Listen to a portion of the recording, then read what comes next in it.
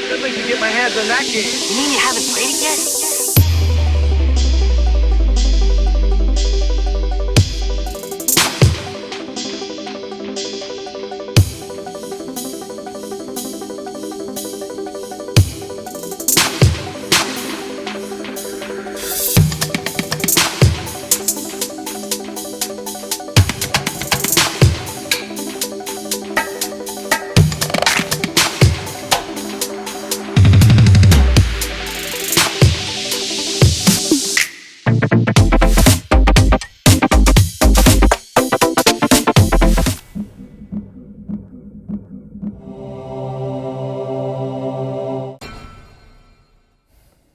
Hello and welcome back to another episode of Best of Three. If you're wondering who this gentleman is here to my left, we have none other than Ryan FubarDuck Harvey, better known as the owner of Arcade UFO. And if I'm not mistaken, you guys are about to celebrate your 7-year anniversary at UFO, is that right? That is correct. Wow, thank you for remembering, Efren.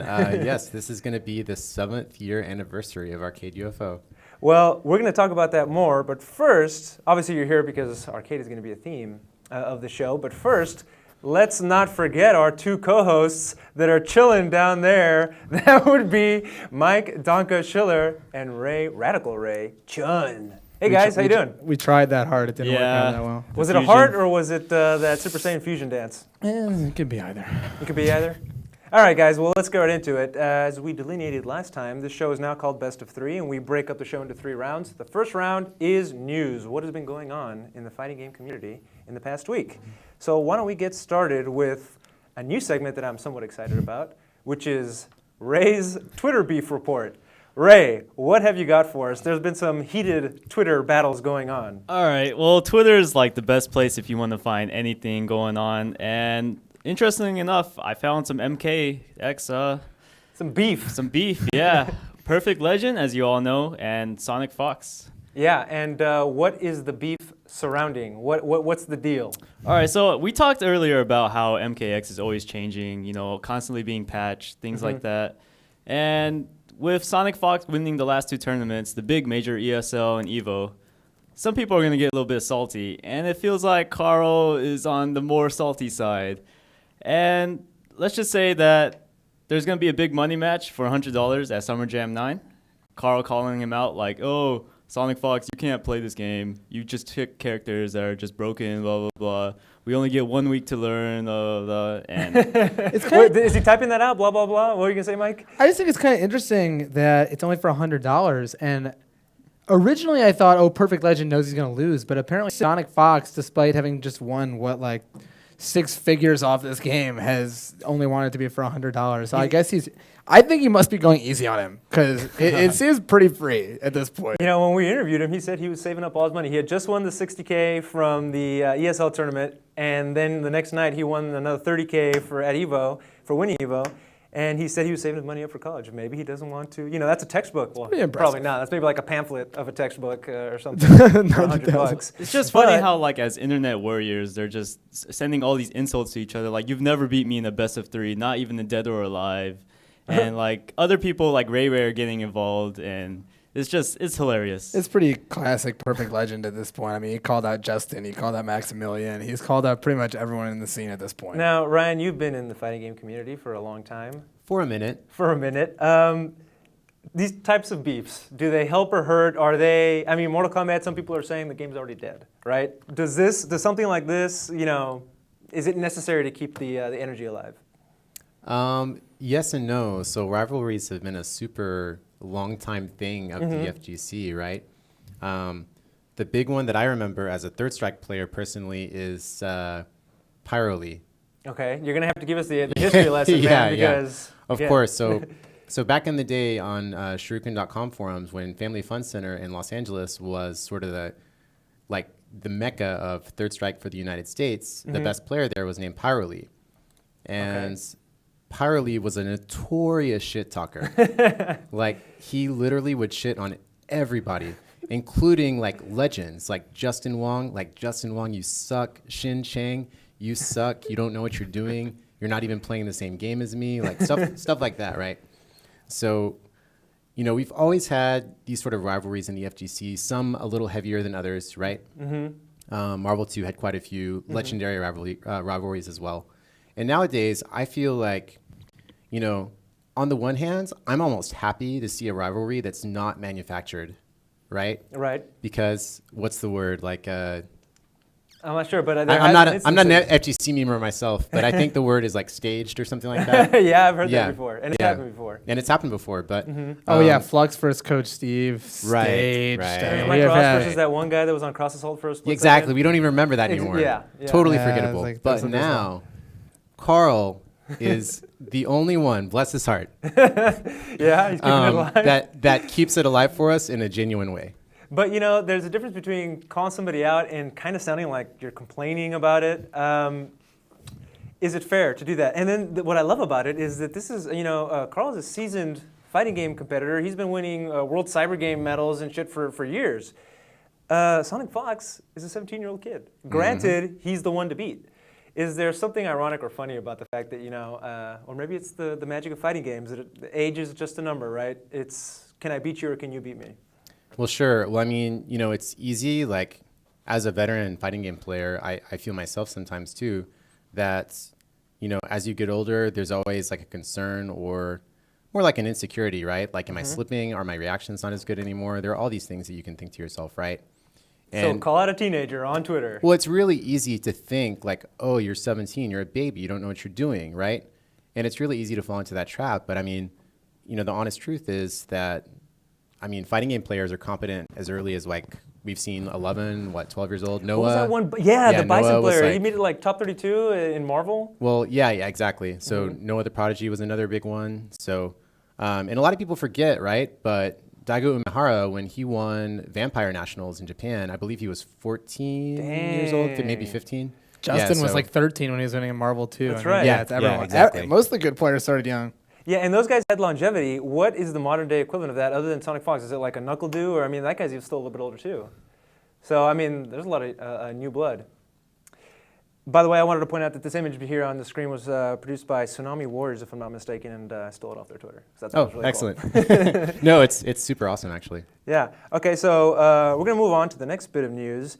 And this was one that I found interesting. Now, we don't often talk about Melee on this show, but Leffen is banned from commentating European tournaments after basically talking shit, man. Well, he was on stream and he was disparaging he was on commentary and he was disparaging the tournament itself, saying this tournament's not important for anybody and blah, blah, blah. And they banned him. They took him right off and he's banned from commentating on those on the European tournament streams.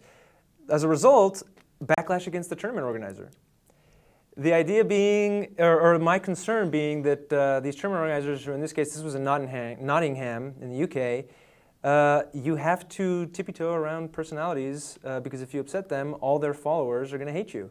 Is that fair? As somebody who runs a business and has also run tournaments. For sure. Well, I personally feel that there is a certain level of accountability for fighting game players that that is required and that hasn't entirely been respected, right? So, whether you have beef against the event or not, talking about it on a stream can be something that during the event, during the event can be something that completely disparages a tournament. And I speak from experience. Lay it on me. What happened? What'd you do? I was banned from shuriken.com forums. What the hell did you do? LOL. This was during Evo East in, I want to say, like 2006 or 2007, one of those years, probably 2006. But this was the first event where they tried to use LCDs rather than CRTs for the event. And so there was like a noticeable lag on all the monitors. And, I was very upset. I had traveled, spent a lot of money, and brought myself to this tournament to what I thought was going to be like a legitimate event, right? And I felt really disappointed that, the event was not going to be legitimate due to the monitors, right? Now, what the organizers did, to my surprise and delight, was they actually, right before the tournament began, they actually went and drove overnight to like a Walmart and bought CRTs for the event. So, everything worked out. Now, on the one hand, I mean, it's like been 10 years or so since then. In retrospect, I completely understand the organizers' decision because they were the organizers of the event. They were the organizers of SRK, and they made the decision that they thought was right to protect their business and their image. So I 100% understand why they did what they did. However, the question remains, would the tournament have improved had I not said anything, right?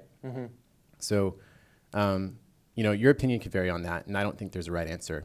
Now, as far as Leffen goes, and as far as the Smash event goes, now He's there an idiot. right, He's right. an idiot, Now- straight up. Now, if you're saying, the event sucks because X, my bracket sucked, or, my controller didn't work, or there He was didn't even use his main, and people were upset about that. And he attributed to, well, it's not that important of a tournament. But you were saying? Okay, but yeah, I mean, my personal opinion is that it has to be a really serious reason, and it has to affect everybody.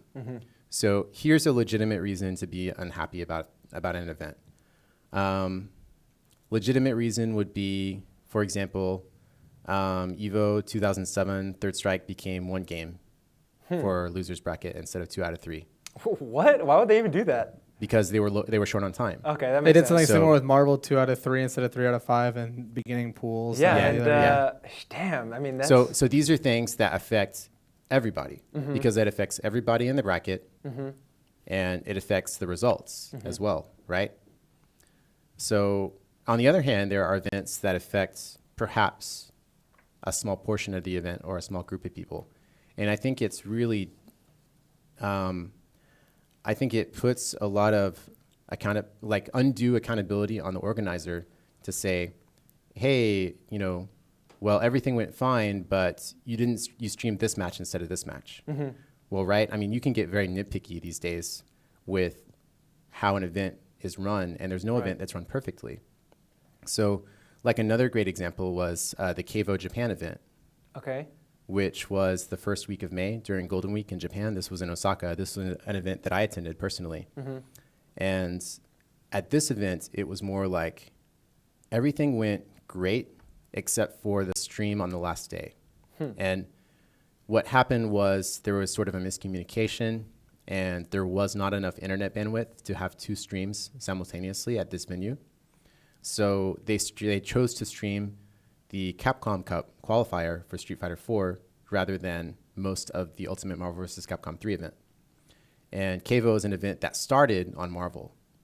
So the players were, all kind of had a bad taste in their mouth. Gotcha. Now, I totally understand the sentiment, but that having been said,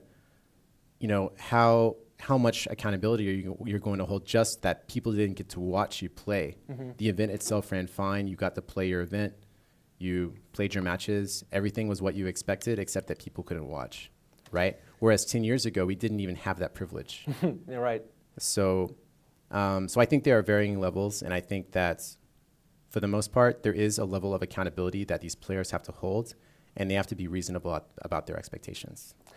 But Mike, I have a question for you, man. I mean, at the end of the day, we're talking about a guy who was at a tournament, and on stream, he's basically saying, no, I didn't pick my main because this tournament isn't important to anybody, blah, blah, blah. Notwithstanding any issues, like if the TOs had nothing to do with it, your opinion on just being kind of a big mouth, kind of like that. Here's the thing, which is that outside of Evo and maybe for Smash, Apex, the players are way bigger than the organizations creating these tournaments. So you kind of have a responsibility as a player not to abuse that, and he obviously did. Because he can say whatever he wants. This tournament, no one is going to listen to these guys, and whether or not he gets banned, they're going to let him back on later. Everyone's going to let him back on the mic later. They get more views, they get more money, they get more show, everything for letting this guy on the mic.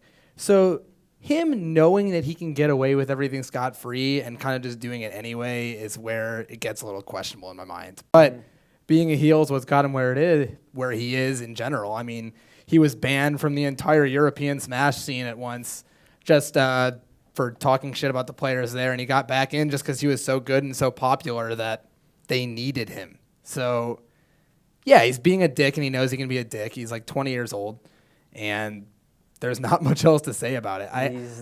I'll add that he is pretty good looking. That hair is pretty top notch, man. He's like half Swedish, half Korean or something like that. I didn't know that, but yeah, he's an interesting looking guy. He could do a little bit of growing up and still maintain the image he has, is what I think. What you just said, I think, is could be a blanket statement for a lot of these esports communities. Yes, we're talking fighting games, but this is an esports show, and that seems to be a recurring thing. People need to grow up. People need to take it potentially more seriously. Does that help or hurt? One thing before we move on to the next topic is, we just had on last week, we had the CEO of Zevron talking about how they blew the qosmio deal. We still haven't gotten a definitive response on whether or not that got worked out. In fact, actually, he just responded, "We're canceling everything with Zevron." This is an update right here, guys. You're getting it live. We're canceling everything with Zevron and qosmio. I'm not going to read more of it because some of that is private, but this is an official message from Jeff, Fabian, to Darth that Zevron qosmio deal is dead in the water.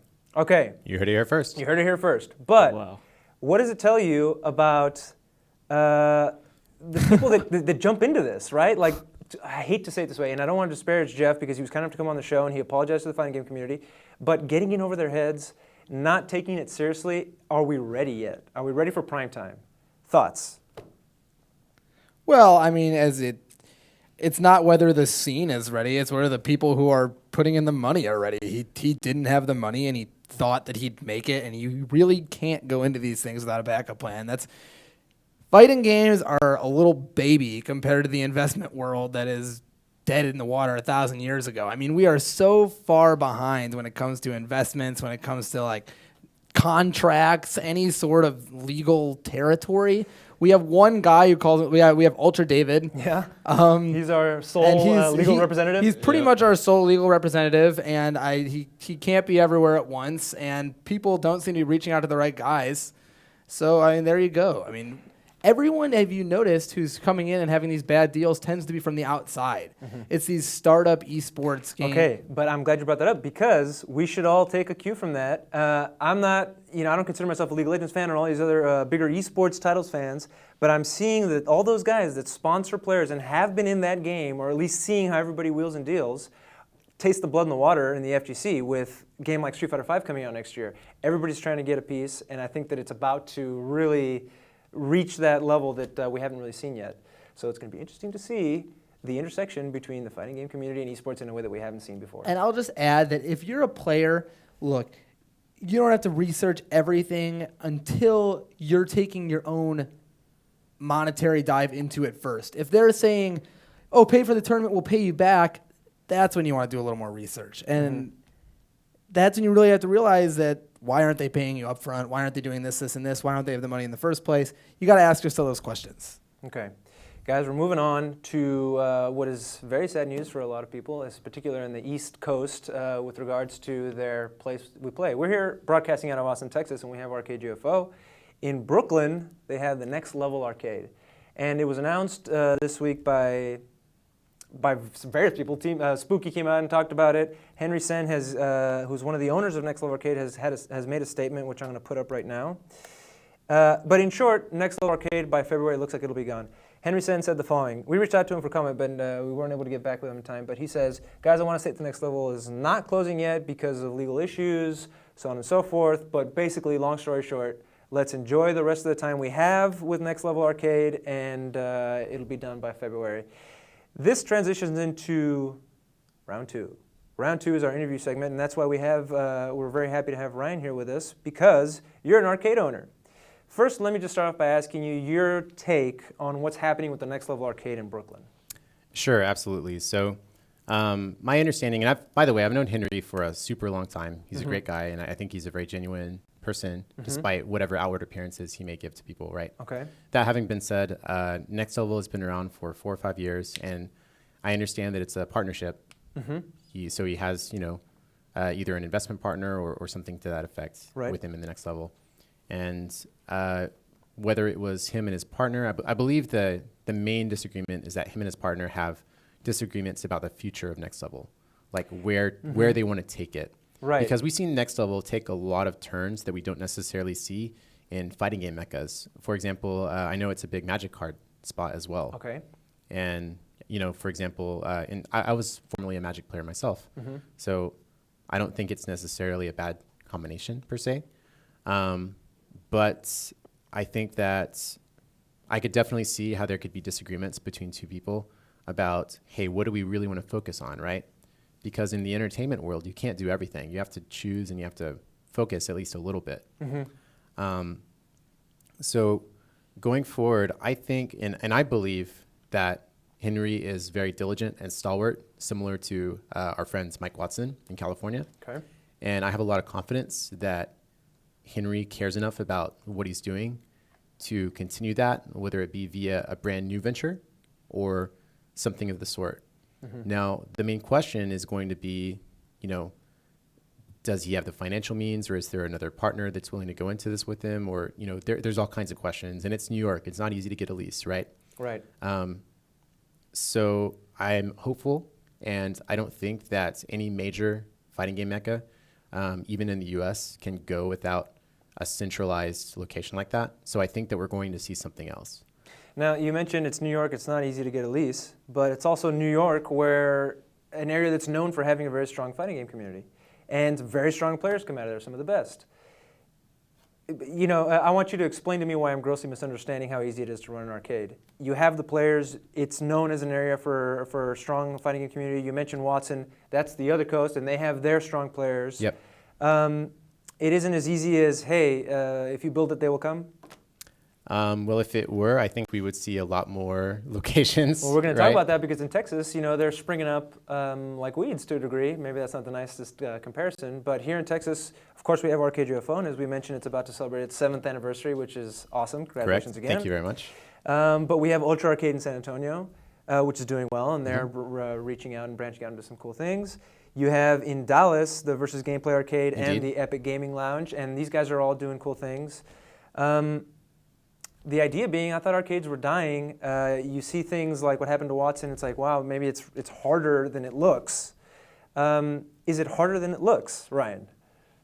Well, I would say to an extent, yes, right? And I'm definitely not a person who, I'm not here to seek pity through the community, and I will never do anything like that.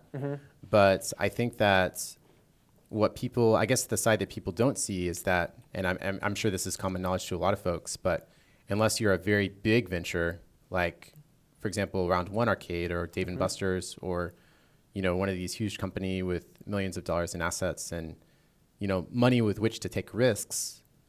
On the other hand, a very small business like my own, the stakes are much higher, right? So what I have done for the majority of my time as an arcade owner is I've actually worked full-time in the regular business world to supplement my income. Now, perhaps a more sane person would have quit a few years ago, or gotten tired of working that hard, or what have you. But I'm very diligent in my beliefs, just like Henry and Mike. So I think that Arcade UFO still has a future. It's still doing very well, and I hope to keep continuing it. That having been said, if I were to, give my notice to my day job and say I'm going to be a arcade owner from here on out, I've done that. I had about a year gap between jobs last time, and it wasn't as easy. So I definitely prefer the stability of, a steady paycheck from the big guys. Sure. So. So that having been said, I think that it's certainly possible to seek like arcade or specifically game business ownership as a vocation.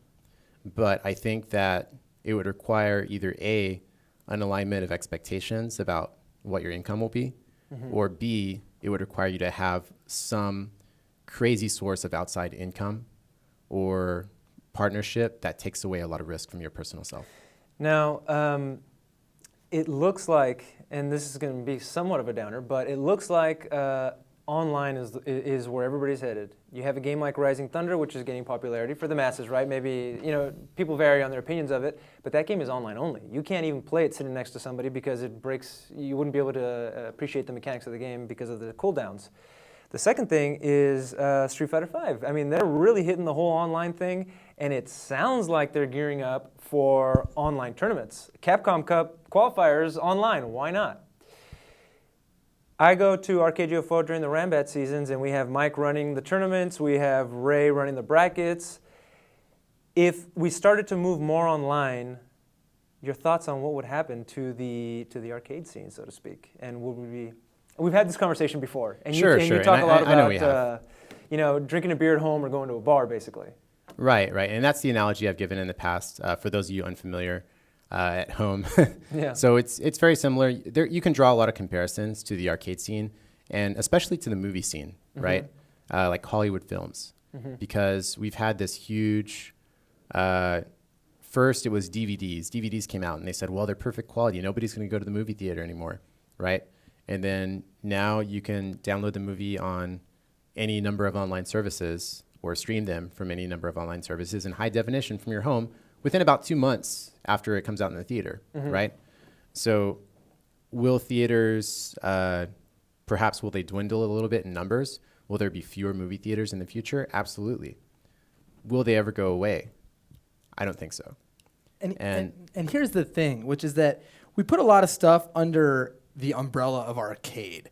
I mean, there's like Magic card stores that have video game setups in the back.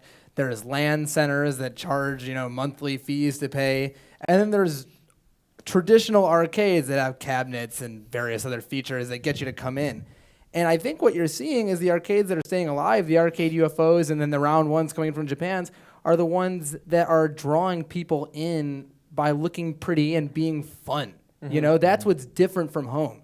If you tell someone they can play in a LAN center, that might mean something for computers. You might not have a nice computer at home. But consoles are cheap enough, or you have enough friends, and having a single console is all that matters. It's not like a computer where you both need a computer to play. You only need one console. You need 2 fight sticks. People can go to each other's houses to do it. So if you don't have that extra killer app, those lights and music games and other things that you really won't have at home, I don't think people are going to come out. And UFO succeeds in having additional things that aren't just these fighting games, and that's why it stays alive. Now, one of the things that I think is very relevant, and we were talking about Next Level, of course, they have the Next Level Battle Circuit with the Team Spookies stream, and you see a lot of talent and people tune in. That's appointment viewing for a lot of people. It's had dips and peaks with popularity and with excitement levels depending on who's playing, right? But of course, Arcade UFO does that. And the other day, surfing R Kappa, I saw somebody posted a list. Hey, now that NLBC is gone, here's a list of every other stream that you can catch up on. Included on there was Arcade UFOs. Nice. But also, Australia streams, UK streams, Korean streams, Seattle streams, all over the place. And when they stream and what they stream. How relevant or how important to the future of these types of business ventures is stream? Basically, and this is a term that I like using, exporting the culture, right? This is what we have going on here. How relevant has that been for a place like Arcade UFO? I definitely think it's been relevant to expanding to an audience or perhaps a wider audience that we wouldn't have been able to before. I know personally, I've met people who started coming to Arcade UFO because they originally saw the stream. So I know that it's an effective way to get your name out there and say, hey, if you're in Austin, this is where you come. This is a place to play games. So there's definitely that effect to it. That having been said, now let's change the question a little bit, right? So what if you're asking about viewer numbers? Is it important to be the #1 fighting game stream? Is it important to have, 5,000 concurrents? Absolutely not. Because when you're getting those numbers, you're now including people from outside of the city, outside of the state, outside of the region, right? Now, we may be a small stream and we may get less than 100 concurrents per stream, but those less than 100 concurrents are all people that care because they're all in Texas, right? Exactly. So when we have viewers, we know that they're all potential clients or customers. I see. Whereas with a stream like Spooky, these are people just watching it from their homes in various parts of the world for entertainment. So, obviously you could potentially reach a different source of income once you reach a certain number of concurrents, et cetera, et cetera. But, I don't think I'm going to be the next Spooky, nor do I intend to be, or necessarily want to try to be. Right. I think that to an extent, right, and this is, you can call it shallow or just the way it is, right? But New York City and Los Angeles are the #1 and #2 cities in the United States. So as long as that's the case, people are going to naturally be more drawn to watching the events in these cities, even if the players are not as strong, for example. And I'm not saying that they're not strong. All I'm saying is that New York City and Los Angeles have a lot of name power, and these are places that people consider cultural spheres of influence throughout the world. So it could be, Joe Blow or Johnny Donuts streaming in New York City at such and such lounge after Next Level closes. And, if Spooky were, I certainly hope he never leaves streaming or the FGC. Well, he's definitely streaming Summer Jam, as he's already said. But yeah, good. But, even if somebody like Bifuteki were to hop in after Spooky was finished doing what he was doing, then I think it would just continue on pretty much no interruptions. And yet again, I'll give another anecdote, which is that what he mentioned about Texas is so spot on. I mean, I remember one of the reasons I got so big into Marvel is I've been playing at one of the local Marvel Ranbats, and I guess somebody had been watching it and posted the video of me playing Iron Man way back in the day before. The only thing I was concerned about was getting past the second round of the Ranbats. I didn't even think about entering real tournaments. And someone was like, oh, what this guy's doing is pretty cool. He has this, and this. And I became a big forum troll. And then I actually got somewhat relevant. And, I don't know how much I would have cared if no one had ever posted that video. And it was someone from Texas who posted it in the Iron Man thread, and then it got a little bigger. So it's it's not just, as Ryan said, the quantity of viewers. It's the fact that sitting down and watching a 20-person stream, but then realizing your friends are there and then driving over there and then spending $15, $20 at the arcade is what keeps it alive. That's what pays the guy at the front desk, and then the electricity and that and that. And then, as Ryan said, this isn't a business venture made to make $1 jillion, Do arcades have high electricity bills? Yes. One of my favorite all-time Arcade UFO stream moments was the Super Battle Opera qualifier, where, if I'm not mistaken, Vutra won it, Ramasama won, and then leaned into the camera as his victory interview and just said, "Japan is free," which was hilarious, but also transitions us to round 3 of our show, which is match analysis. The Capcom Pro Tour Asia Taiwan qualifier happened over the weekend, and, spoiler alert, cover your ears if you didn't watch it, Misei using Makoto took it, and we're about to get into some of those matches. Who's going first? All right. Well, so we have Stormkubo playing Hugo versus Misei, who's going to play Makoto. And first, we want to talk a little bit just about the general matchup. Mike, can you give us some details? Yeah, so you have Hugo versus Makoto.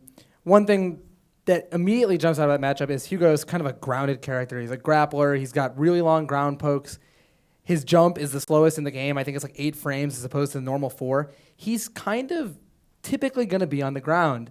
And Makoto has an extremely fast dash. She has a command grab. She has these jabs. She can catch him on the ground very easily as opposed to a character like, Guy or Ken, who might be jumping around a little bit more. So right from the get-go, you kind of know that Misei is going to abuse that. All right, well, do you want me to go into the first clip? Yeah, let's jump right in. Here we go. All right, so first we need to know that the EX uppercut Fukiyagi is the newest change to Ultra, where it will actually hit grounded opponents. Before in Super and things like that, you could only hit, it wouldn't really hit you if you were on the ground. You could only hit if they were jumping like an anti-air. And even then, it wasn't very reliable. So this combo that you get off of EX Fukiyagi, you can jump into the air and do a jumping fierce punch, and there you can have your whole entire mix-up, which we see in the videos, and Mike can talk about a little bit, how she utilizes different options on Wake Up for, punishing Hugo, getting him down to the corner, things like that. Exactly. So delayed Wake Up obviously weakened hard knockdowns a little bit in general. Sure. The old kind of knock him down, whiff a couple jabs, do a safe jump, or do a command grab, perfectly timed, is gone. But what didn't change is air resets. So by resetting Hugo in the air, his reversal options are his EX backbreaker, which is anti-jump, his SPD, and a pretty bad backdash. Mm-hmm. So all she's worried about is SPD, and he's faking that out every time. He's going underneath to mess up the input. He's going backwards to make it whiff. He does all these various things, and so he loses a bit of damage in the combo and goes for a mix-up instead. We're going to go into this next match, and when we're done, I want your analysis of Japanese players. But we'll get to that in a second here. All right, this is another round. Oops, that's not from the beginning, but here it comes. So you're going to see, jump medium kick, cross-up works good on Hugo. The Fukiage works from longer range on Hugo. As I said, his size and groundedness makes things a little bit easier. We'll really talk about this cross-up right here that's going to be really sick to watch. So if you see right there, the jumping high punch actually crosses up, and all he does is just jump and then jump diagonally forward to get this. Nice thing about Makoto that a lot of people don't know is that depending on how early you press this fierce punch is where you'll stand with the character. You could end up in the front, you could end up on the other side. It could completely whiff, or it could cross up like that. And since Hugo has like a bigger body, it's most likely going to cross up. And, Hugo players, they're too worried about, Makoto's on the ground. Now Makoto's jumping. It's just so much to worry about for a Hugo player. And he doesn't even have Ultra 2 to like even counter all these jumps. Yeah. That's what you were saying. You kept talking about Ultra 2. Yeah, Why the heck did he pick Ultra 2? I don't know. Maybe he just wanted to really play the ground game. There might be specific punches. I'm not exactly sure. One thing I'm noticing again is just the mileage he gets out of jumping fierce. He uses it to start the round. He hits it early enough that he can command grab right after. He uses it to reset. He'll later use it in an instant overhead. I mean, this move, just the mileage you can get out of it by varying the timings because of how much block stun it has, because of how much damage it does, is just really, really fatal against Hugo, who without meter has no way to anti-air, and even with it, isn't going to get much. It's really funny that, such a big character like Hugo is getting dizzied like every single round that we see, where Makoto's just unrelentlessly. It's those big hands, man. Yeah, it's just the big hands. It's a strong, respectable woman. I like it. All right, strong. Okay, now I think we're starting to get an idea of race type. Moving on. Next round. And then what we're going to see here is he gets the backbreaker, but the setup doesn't mean that much on Makoto, because by having an EX armored command grab, meaty clap versus non-meaty clap that whiffs is not like a DP where you bait it. You're going to get grabbed if you don't do anything, and you're going to get grabbed if you do it. So he pretty much has to go for another mix-up, or he has to do the clap early and jump. He has to make an insanely hard read on Makoto's wake-up, which for a grappler who has an insanely tough time getting in, is just getting bullied defensively, is really difficult to deal with. I mean, and then, you see here, I don't know if he was going for a fuzzy. I don't know if he was doing an instant overhead, but he catches him doing something after the jumping medium kick with the jumping fierce. And, I mean, this is just a story. Yeah, Ryan and I were looking at it previous to the show, and it looked like he just did a jump, right? Yeah. We were discussing for like several minutes how he got hit by this jump back fierce. Here, it's coming and up right after this. here. Boom. Yeah. And we decided that Hugo had tried to jump back. Okay. So yeah, it definitely wasn't an actual fuzzy guard, but it was something that caught him. Now, of course, we spent a whole lot of time talking about Misei and his Makoto, and he qualifies for the Capcom Pro Tour Asia finals, which happened in November. Okay. And whoever wins that qualifies for the Capcom Pro Tour. So that was like a satellite qualifier, It's not crazy, a premier event. So exactly. Well, there is the Capcom Pro Tour Asia, which culminates in November with their grand finals, and I had that information. I want to say it's in Taiwan, but I could be mistaken. And then somebody from there qualifies for the Capcom Pro Tour. Got it. So Misei has a chance now. Exactly. He most certainly does. And but your opinion, we always talk about this, Japanese players are the best. Why is that? That's a pretty, just throw it out. Wow. Are Japanese players the best? I mean, that's how I would answer. Korean players are the best. Oh, dang. Hey, who won EVO? Who's won 2 EVOs? All right. Who won the most recent EVO? All right, but your opinion. Why, as you say, are Japanese players the absolute best with no equal? Is that not what you're... Totally put on the spot. So I think that Japanese players have a study and play type that values consistency. Okay. And that's why I think that we more commonly see these players coming out on top still to this day. Because American players, especially in SF4, have undoubtedly caught up to the level of Japanese play. We're talking about, the Justins, the PR Rogs, the Rickies, plus, a lot of these up-and-comers, right? The SF4 generation, like... Knuckle Dude. Well, Knuckle Dude, Dude, of course, yeah. K-Brad. Right, even players like K-Brad, newer folks in California. There's like Chris Tartarian and Brent, the Rufus player, and yeah, all these guys. There's a lot of guys, but which one of those guys? I mean, they call PR Rog the American Hope, right? He made a top 8. Certainly very impressive showing at EVO 2015, but can't close it out, man. Right, but couldn't close it out. So part of that is just because SF4 is such a matchup-based game, and at the end of the day, he uses Balrog, right? You know, Best character in the game. Yeah. Well, right. As some of us would like to think, but Ray, you're gonna insult Ray over there if you disparage Balrog. But yeah, fact of the matter is the players who have been winning Evo in Street Fighter 4 have been using characters with better mobility. Like, obviously there was Gen, the year Zhang won.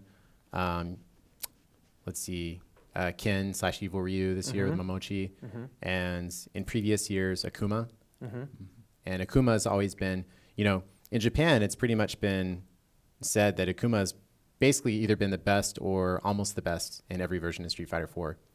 So, you have a really matchup-based game like this, and then furthermore, you double down, and the Japanese players specifically they're studying matchups and they're studying data. So, this is sort of an old analogy or even excuse, if you will, but the way it's been for a long time is that US players fight with their heart and that Japanese players fight with, they're like the book studiers, right? Gotcha. So when you put these two people together, here's what can happen is really awesome things can happen. Like Vae against Bonchan. Oh man, that was right? warfare. Yeah, Which I know was actually shown on this show a few weeks ago. That was an amazing matchup. I saw it live. It was great. And that can only happen with people with the heart like Vae. And he does, it's not like Vae he's not stupid. It's not like he doesn't understand the game. He understands it really, really well. But that's not his focus. His focus is on playing against the player, right? And Japanese players in general don't focus on that, at least in the beginning. They're focused on memorizing and learning as much as possible about the game. And then finally, and you don't see it until the very, very high levels of play in the later parts of their evolution as a player. But once you're Daigo, once you know everything about the game, well, now it's no longer about just knowing the technical details of the matchup. Now it's like, what will Tokido do in this situation? What will Justin do in this situation? And then they're studying player matchups, et cetera, et cetera. That's why you see Kazunoko at every tournament watching match videos of who he's going to fight next. And I kind of, so my little 5 seconds of fame recently was in May at the Kevo Capcom regional qualifier. Okay. I had an okay run. Like I beat one of the really well-known Makoto players from Kansai, and then I beat Haitani, the Rufus player. Dang. And then I was faced against Kazunoko, and Kazunoko was like asking everybody, like all the Japanese players, why are there no videos of this guy? Well, it's because I'm horrible and I don't play games. But so just for a moment, I had him scared that I might have been, studying in a cave or something like that. But not the case. Not the case. It didn't end. It didn't end that way. He was like, "Why is there only Third Strike replays of this guy?" Yeah, but but at any rate, I'm always going to have a respect for the way that Japanese players approach the game, because they approach games very honestly, and they're not looking at just how can I beat this player. They're not just looking at like how many times, like is he going to DP in this situation? They are thinking that, right? But first, they're going to actually study, right? They're going to stop him from being able to DP. They're going to do this, and that to just make it not an issue. And in Street Fighter 4, you can really do that. Yeah. Mike, you've gone to a lot of competitions. Do you compete a lot in tournaments? Do you look up match footage and do you have to do your homework, or do you like say, fuck it, I'll do it live? Recently, I've been notoriously kind of bad about that, I'll be honest. When I was more starting out and when I was like getting bigger, like in Marvel and like trying to become like a decent player, I did it a little more. It's something that you should do. I'm not going to argue that you don't need to do it. You really should. Even watching, like Snake Eyes on the show the other week said he doesn't even watch the best Zangiefs. He just watches any Zangief to see if they have some goofy setup that he can steal. So there's a lot you can study and there's a lot you can practice to, as he said with Daigo and Tokido, get your muscle memory to the point where you don't have to think about the game anymore. You can think about the mental aspect. Because if you're technically sound, it's easier to think. You should definitely work on your technical focus first. I would like for us to technically focus on the Pokken tournament replay that I have from. So over the weekend at the Pokemon World Championship, aside from the drama with those two knuckleheads bringing an arsenal to the tournament, Oh, Lord. The best part about that story is that those guys had qualified to be. Yeah, at yeah. that Their names were in the did list they? of qualifiers. Yeah, Oh yes, they weren't my two God. randos. Those Right. guys won their regionals and made it to the They, Pokemon they World were Championship. like trying to internally infiltrate.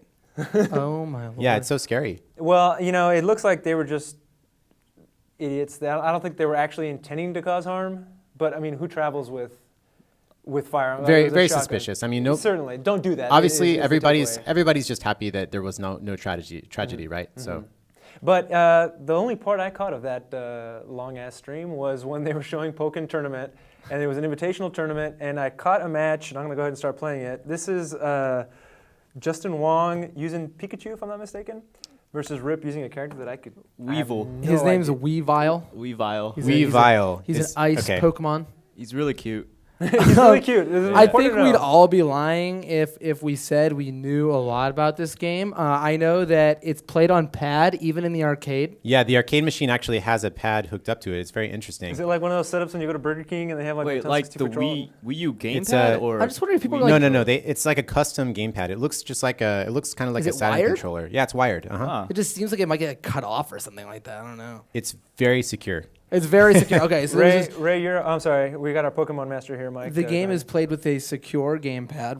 Ray, what is your look on Pokken? Oh, well, I was about to talk about how Pikachu is thunderbolting now and using Tail Whip effectively. The game? Okay, so here's Thank my- you for using a joke that one of us original 151 can remember. Yeah. I heard that they were making Pokken, and obviously it's like Pokken made by Namco Bandai. It sounds like Tekken. They're gonna make a crazy 3D game. Pikachu's gonna look like a Heihachi. This is gonna be goofy as hell. Oh man. Then it kind of looked like the new Naruto games, and I was like, this isn't a fighting game anymore. But Justin and Ricky and a couple other people have said the game is actually pretty fun, and it's a little more deep, and that the characters are very unique from one another. So I think we should all give it a try before we throw it out. It's going to be a huge IP. You're going to get like Smash Bros. Well, exactly. Yeah, Nintendo announced that it's going to be it's coming to the Wii U in Wii fall U 2016. It's I thought it only- was February. Exactly. Or it's coming up soon next year in Yeah. 2016. But the idea being that Nintendo is definitely liking what they see. This is my observation. They're liking what they see with at least Smash 4 and of course Melee. And this is, let's add The something next to the step. roster. Right, Mhm. right.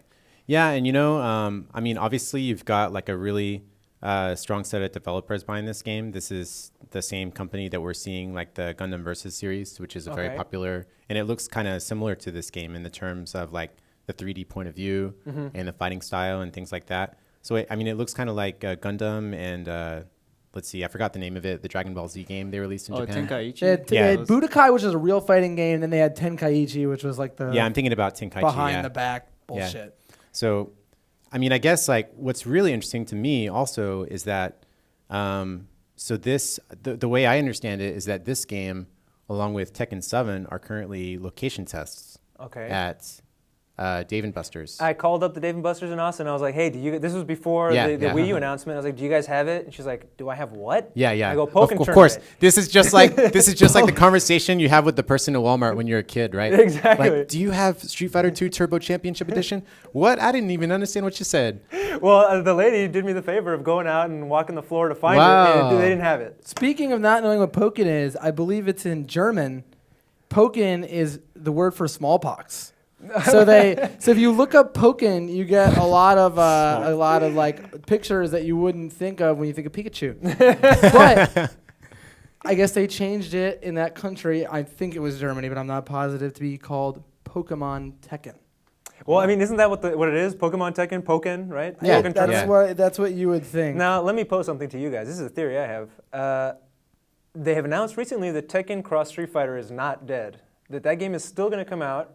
It might not be dead in development. It's dead in the water, though. I'll tell Okay, you. but time out. Wait for it. Wait for it. I mean, they've had their time to lick their wounds to a degree with the Street Fighter Cross Tekken side of it.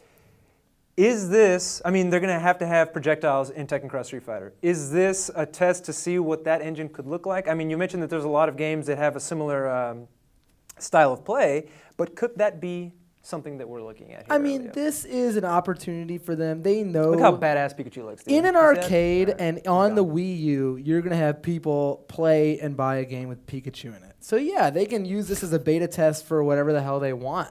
Mm-hmm. And so I think maybe they'll get something out of it. But to be honest, I don't think Tekken Cross Street Fighter is going to play a whole lot like Pokken. We'll see. When we interviewed Matt Dahlgren, he said that Sony is interested in making the PlayStation 4 the home of fighting games. Not the home of Street Fighter V, the home of fighting games. And I anticipate, we'll see. You guys can hold me to it. Tekken Cross Street Fighter is coming to the PlayStation 4. What's your favorite Pokemon, Efren? I mean, I like Pikachu. No, you know what? I like, what's the guy that sleeps and you go flying if you're touching him? Jigglypuff. That's the guy. Jigglypuff. Don't ask Mike, please. Don't ask Mike. Mike, what's your favorite Pokemon? Oh my gosh. Okay, so my favorite Pokemon. Oh no. My favorite Pokemon is Execute. It's the 5 eggs. The 5 eggs? It's 5 eggs, but they evolve into a coconut tree. So maybe they're coconuts. Yeah, I think they might be coconuts. But they're called Execute. Ryan, what's your favorite Pokemon? This fighting game show is going off the rails here. Might as well. I'll be honest. My favorite Pokemon is Abra. Oh, That's the snake? Or No, No, Abra is he's the wizard he's guy. the little psychic. Yeah. That's hip as hell. he's cute. Yeah. Well, guys, sorry to say our show has come to a conclusion. Now that the Pokken tournament speech is all done, Ryan, thank you so much for coming onto our show. We've been wanting to have you on the show, but we're waiting to have something that we could really, we didn't want to just burn Ryan Harvey and bring him on and just talk about anything. Well, thank you. It's my great pleasure, and yeah, I think it was a great and relevant time to come on. I appreciate it. Absolutely, and hopefully we'll have you on again in the near future. Gentlemen, as always, thank you so much for your expert analysis, talking about Pokken Tournament and the whiplashes that Pikachu was doing, right? Oh yeah. And I'd like to make a call out to the stream itself, which is if you'd like to see someone on here, I think people should talk about it. Why not? I think that's a great idea, Mike. Yeah, and so if you have anyone that you want to see on the show, we'll try our best to get them on here. We've already had Valle, we've had everyone, so Or if you'd like to see me cosplay as any character, just like And Ray will actually cosplay as any character, guy or girl. So yeah, just let us know. Yeah, and remember, it is still Blow Up Tuesday for like another 6 hours. So How much fun to Blow Up Tuesday, man? Lay it on me. Blow Up Tuesday happens every Tuesday. That's when people get blown up. All right, well, blow us up on Twitter. And before we go, you've been watching Best of 3, but before we go, special shout outs to our technical director, William Kopis, whose birthday is today, and he's turning 24. So shout out him in the chat. Hooray! Yay. Thank you, guys. You've watched Best of 3.